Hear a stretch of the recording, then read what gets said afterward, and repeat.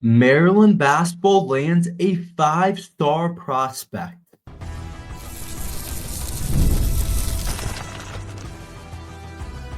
You are Locked On Terps, your daily podcast on the Maryland Terps, part of the Locked On Podcast Network. Your team every day.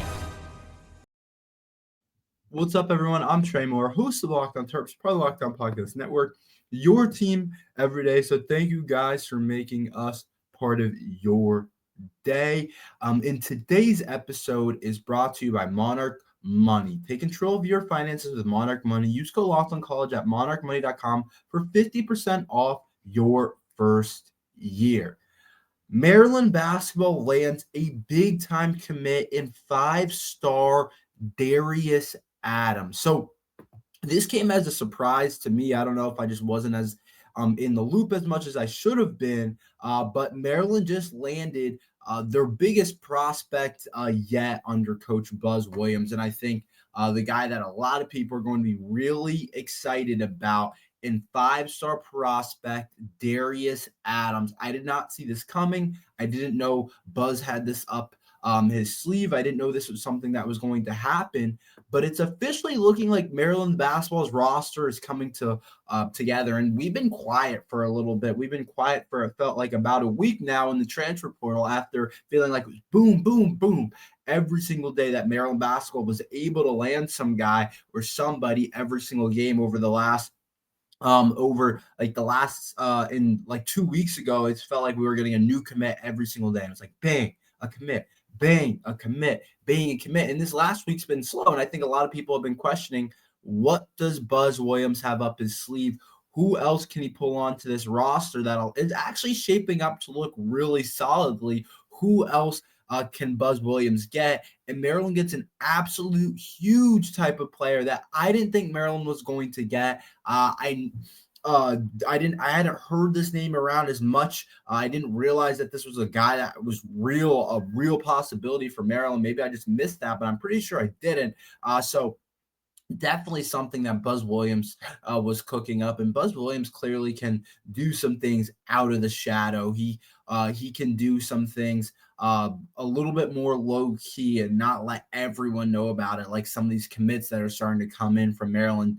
Some guys we just didn't even know were going to commit have committed to Maryland basketball, and we get a really solid player that I think is everyone's really excited about, and another five-star player. Usually you don't get to get two five-star players in back-to-back years for Maryland basketball, but that's exactly what happened. Of course, last year we had Derek Queen, five-star, who ended up having one of the best Maryland freshman seasons that we've seen. It's probably up there with all the best ones that we've seen over the last couple of years. I thought it was a really impressive freshman year from Derek Queen, and he exceeded expectation. He's going to be a top 10, top 15 lottery type of pick in the NBA draft, and he's put himself as a good example of a guy that went to Maryland, did it that way, and is now going to get drafted, which I think is really big for the Terps and really important for a guy like Derek Queen, and really cool for the Terps program to see someone go by, be a one and done, and then is going to get drafted. And now I think this Darius Adams kid, who is a five-star prospect, like this isn't some mid-range type of player that we got. We got a kid that's ranked as a top 23 player in the class. We got a kid that's a McDonald's All-American. He's a really high-end type of guy, and I think he really helps Maryland basketball be in the position that they want to next year when you really look through the roster. But to get into him as a player, he goes to the La Lemire School. I think I'm pronouncing that. I might be pronouncing that wrong, but it's a basketball like powerhouse. It's a really good basketball school. There's a lot of good players that end up coming from there. So he's around a lot of solid players. He's in the 2025 class. I want to make sure you guys all know that. So he's going to be on the team next year. This isn't like Buzz Williams getting somebody in the next two, like he's a 2026 and we got to wait a little bit. Like this guy will be here next year for Maryland basketball, and he's a 6'5". They have him listed as a co-guard, so he can play either guard spot. To me, he's more of a shooting guard. I don't see really him as much of a point guard. He's more of a shooting guard, but I think that works. And Adam Finkelstein had some really good things to say when we read the scouting report. Said he's a skilled and smooth guard with good positional size. He's coming off an EYBL season in which he averaged 15 points per game on 40% shooting from the floor, 32% from behind the arc, 60% from the free throw line, but is supposed to be a much better shooter than that. He's supposed to be actually a really solid shooter. I don't know why he didn't have his best EYBL season shooting. He's projected to be a much better shooter than that. But as a junior, he played much better in terms of his shooting splits. We know he can shoot the ball. He shot 43% from the floor and 41% from behind the arc as a junior in the EYBL circuit. So it's not like he's a bad shooter. I know some of those numbers are misleading, but he can also make reads at the ball, come off screens, get to the mid-range game. He can do a lot of different things. So he's a 3-level scorer, which I really like to see from these guys. A little bit Rodney Rice-esque, I think, a little bit of that. And I think we kind of get our Rodney Rice replacement, a kid that can shoot the ball from the 3-point arc at a high clip for a high school kid, as well as can get to the mid-range and get to spots in the floor. And then he's still growing into his body a little bit at the 6'5" size, still has to get stronger in some of those things. But once he does, depending on how he kind of works with Maryland in the weight room and getting him in the facility and all those different things, he could be a guy that ends up being a complete 3-level scorer for Maryland basketball and can also get to the rim and use some of that size that he has. So I do think he is a really solid type of guy. And we know that he was originally committed to UConn. So if Dan Hurley wanted him, that tells you a lot, because Dan Hurley definitely knows what kind of guys to go after. We know Hurley can recruit. We know he's been able to get a lot of high-level players and develop them into good players. Like Dan Hurley, if you're going to UConn, Dan Hurley likes you a lot. That means you're a high-quality player. It means you're a high-quality kid.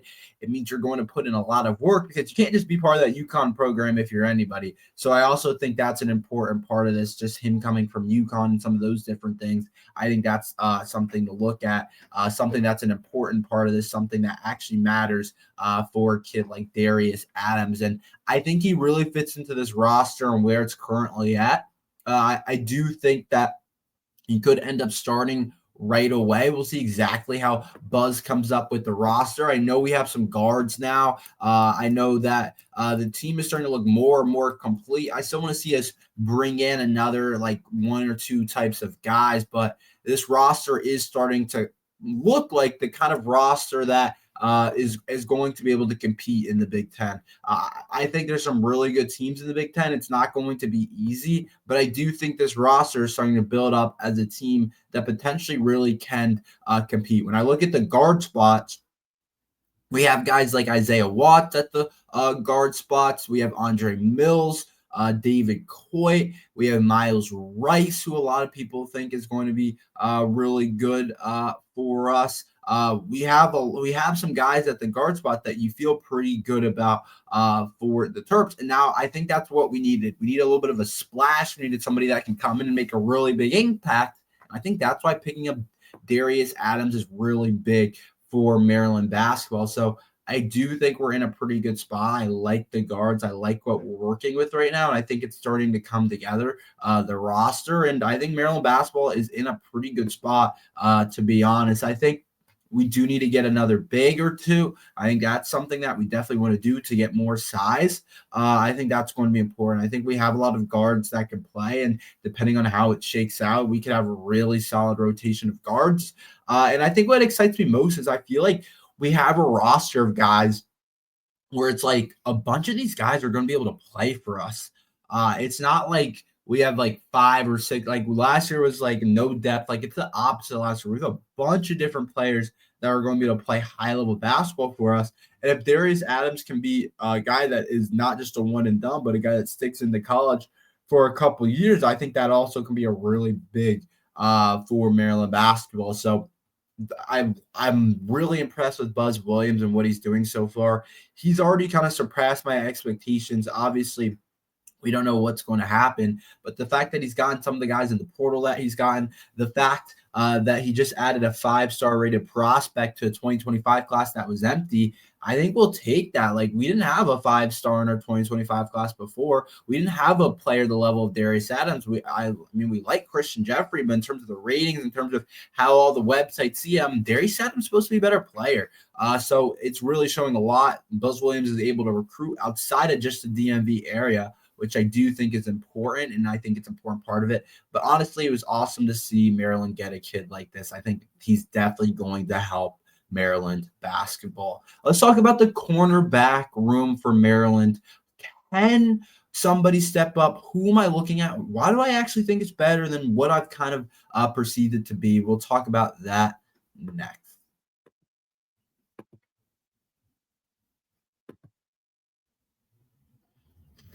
Ever check your bank account and wonder, where did all my money go? Between dining out, online shopping, and entertainment, it's easy to lose track. That's where Monarch Money comes in, your personal CFO, giving you full visibility and control over your finances. Monarch Money isn't just a budgeting app, it's a complete financial command center. You can track all your accounts, investments, and spendings in one place, so you stop just managing your money and start building wealth. When I started using Monarch, I realized how much I was spending on food delivery, and now I budget smarter and save more. Instead of juggling multiple apps, you can use Monarch to check your finances, track spending, and even plan long-term goals. Managing money with your partner is smoother than ever, and you can track shared and personal accounts, set goals, and stay on the same page without the stress. Take control of your finances with Monarch Money. Use code LOCKEDONCollege at Monarch Money for 50% off your first year. That's monarchmoney.com, code LOCKEDONCollege for half off your first year. So I actually am starting to really like where Maryland's cornerback room is at. I really kind of like how it's starting to set in. I think Maryland's cornerback room is actually better than what I kind of originally thought. And I think this secondary might actually end up being the strength of our football team and kind of what we brought in. I do think it can definitely help Maryland's team so far in terms of this year, next year. Like, I really like where this cornerback room is. I like the youth that we have. I like the experience that we have. And I think it might arguably be one of the better spots of what we have. I don't know if you guys got to hear what Loxley said about Jalen Husky, but apparently Jalen Husky has put himself in position to be a really good player next year. In this secondary, I'm excited about Jalen Husky. Apparently he's followed in the steps of some of the guys that have gone drafted, some of the high-level players, is what Loxley made it seem. So I do think Husky's going to be a guy that plays for us, starts for us, that ends up actually being a really high-level player. But then the cornerback room I really like, because we have Jamar Glasker, who's a transfer, but we know we kind of know what we're going to get out of him because he's coming from a really solid spot, have played some really high level of football. So I think he's going to end up being a pretty solid player actually for Maryland football. He played in the ACC, like he did some good things at Wake Forest. So I do think he's going to end up being a really solid type of guy for us. He's a guy that we added with experience. And then we have this Dante Joyner kid, and I think he doesn't come quite from like a Wake Forest, comes from Arkansas State. But what he was able to do at Arkansas State was some really high level stuff. And I feel like he's another guy that's a chance to be really solid for Maryland football. But then you keep going down and you're like, okay, so we got three guys who feel really good about their experience. They've proven it at a certain level. Jalen Husky played for Maryland last year. Jamar Glasker, Wake Forest, had some high-level play there. Dante Joyner has done some really good things at Arkansas State. But then you also have two young guys in Braden Lee and Kevin Humes that last year got time, and they struggled at times for sure. But those are two guys you're excited about. You're excited about their potential. You know what kind of players those two guys can be. So that's definitely something that you're going to look at that is definitely really exciting for Maryland football, is having two young guys that have actual experience, kind of have a better idea of what it actually takes now. So I think that's going to be important as well. And then you also get this kid, Gavin Edwards, who's a transfer from Austin P, who's going to be definitely a solid player too. So there's a lot of different guys. There's a lot of different bodies in that room where I'm starting to think the corner room can be the strength. And that's what it's been for Maryland basketball over the last, or football, over the last couple of years. And I think it can continue to be that way for Maryland this year. I think it's a strength of our team, and I think it's something that really could end up helping Maryland football.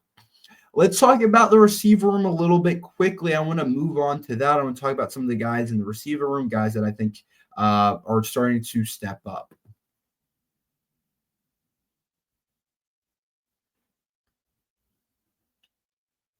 So Maryland's receiver room, I think, is starting to get a little bit more interesting, and I'm starting to feel a little bit better about it.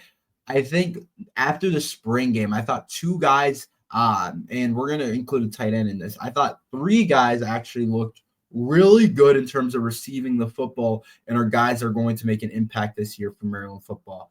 I think Mekhi White has a special talent that we just don't have this year. And Mekhi White reminds me of a skinnier Caden Prather from last year. He's not going to he's probably not going to separate at the most elite high level. I don't think that's the kind of player Mekhi White is, but he's going to be able to make some contested catches in the red zone for big gains that I don't know if anybody on a roster can do. And so watching Mekhi White, I'm getting really excited about his size and athleticism, and watching him in the spring game go up and make some of the plays that he was able to make. I think we have something with Mekhi White. I think we have a special type of player. I think we can do some specific things with Mekhi White. I think he's a guy that plays this year for us, and I think he's looked really solid for Maryland football and has done some really good things for Maryland football. And he's a guy that can definitely help the Terps out and definitely can do some good things with the Terps. So I'm excited about Mekhi White and his future with Maryland football, and I think he's going to be able to do some stuff for us. And he looked really good with Christian Martin throwing him the ball. You just can't teach him that size and some of those traits that Mekhi White has. We knew that coming in. That was kind of the scout on him, but he showed that in the spring game. I want to say 4 catches for 100 yards. He made some big plays. Obviously, somebody that's improved, somebody that looks a lot better that I think is going to make an impact in the receiver room this year. And I'm also really liked how Ryan Manning looked. I've always liked Ryan Manning's game. I think he works really hard, and I think he can separate. I think he can get open. Might not be the most freakish guy on the field, but if you can do those things, you can really help Maryland football. And clearly Malik Washington likes throwing him the ball. We've seen that on multiple occasions. I think he's just been a really solid guy that's worked really hard and waited his turn. I think Ryan Manning can have a chance to play for us this year, have a chance to play some and do some good things for Maryland football next year. This year, Ryan Manning, I think, is going to be a guy for us. I do think he's going to play. So we're starting to see guys step up in the receiver room, and I'm starting to kind of feel better where that room is overall. I think it's starting to come together. I still think it needs a little bit of work, and it's a little bit kind of wide open still. But I think those two guys are allowing us to have more depth. Potentially, maybe they'll be better than the guys that are playing right now, the guys that are starting right now. So I do think that's an important part of this. I do think that's something that is going to be really big for Maryland football, is watching those two guys play. They're young, but I think they're developing into something. Ryan Manning, a redshirt sophomore, Mekhi White, a redshirt freshman. So we'll see if some of the more experienced guys, we didn't get to see Jaleel Farouk. We'll see how he looks. Caleb Webb. We'll see how some of those body looks, but I feel better overall about the receiver room. I feel like it's getting it to be in a better spot. And then I also wanted to add in one thing. Dorian Fleming also looks really good as a receiving tight end, which is exactly what you need.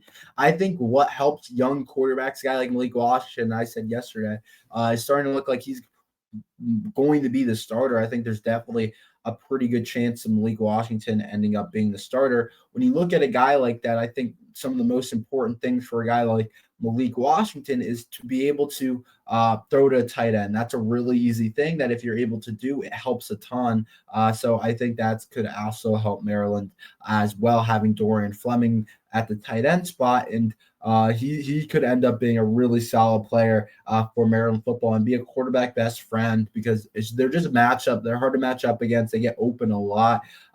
Maryland's had tight ends over the last couple of years that have been really good. I thought Dylan Wade had a chance to be really good for us, but we still need to add someone to that tight end room. But I feel good about Dorian Fleming being the tight end one and producing for Maryland basketball. So that's kind of how I see it right now. That's all we have for today. Thank you guys for listening to Locked on Terps. Make sure you guys like and subscribe. We're here every day talking Maryland football and basketball. So thank you guys for listening to Locked on Terps.